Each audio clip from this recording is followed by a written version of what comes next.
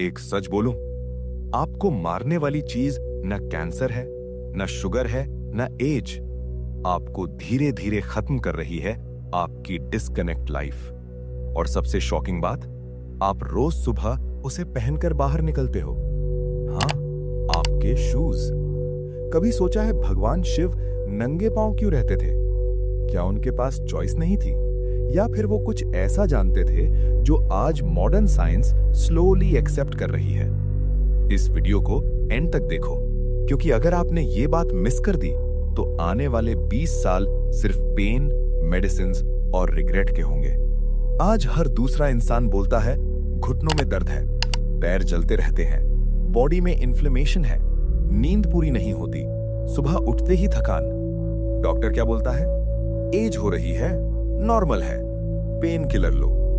लेकिन कोई ये नहीं बोलता कि बुढ़ापा एज से नहीं, अर्थ से कट होने से आता है। आप कंक्रीट फ्लोर पे रहते हो, रबर सोल पे चलते हो, प्लास्टिक लाइफ जीते हो, और फिर बोलते हो शांति नहीं मिल रही। जरा शिव को याद करो, कैलाश पर बैठे हुए, नंगे पांव, भस्म से लिपटे हुए, जमीन पर ध्यान में। शिव किंग नहीं थे, आदि योगी थे। उनके लिए बॉडी फ्लैश नहीं थी, एनर्जी सिस्टम थी। भस्म सिर्फ वैराग्य नहीं थी, वो अर्थ एलिमेंट थी। शिव अपने शरीर को पृथ्वी से आइसोलेट नहीं करते थे, वो चार्ज करते थे। आज साइंस इसे बोलती है ग्राउंडिंग या अर्थिंग।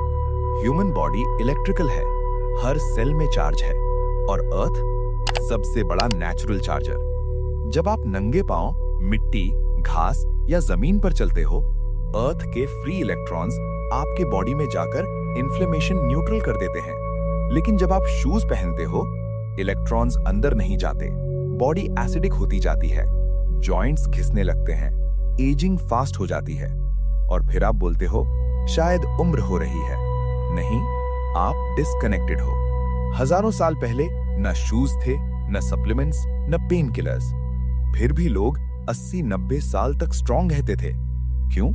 क्योंकि वो जानते थे जो पृथ्वी से जुड़ा है वो स्वयं से जुड़ा है। मंदिर में नंगे पांव जाना, सुबह धरती को प्रणाम, तांबे के बर्तन, तांबे का बेड, ये सब ब्लाइंड बिलीफ नहीं था, ये बायो इलेक्ट्रिक साइंस थी।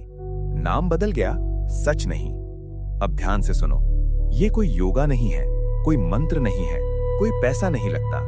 सिर्फ 10 मिनट, सुबह या शाम, किसी भी टाइम। शूज उतारो, मिट्टी, घास या कच्ची जमीन पर खड़े हो, मोबाइल साइड में रखो, 10 मिनट नॉर्मल सांस लो। फील करो जैसे पैर जमीन में घुस रहे हैं। बस, ये मॉडर्न साइंस के लिए ग्राउंडिंग है और शिव के लिए साधना।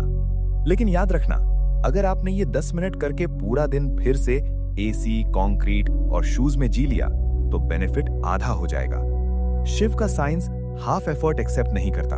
कनेक्शन या होता है या नहीं होता। सबसे बड़ा झूठ क्या है?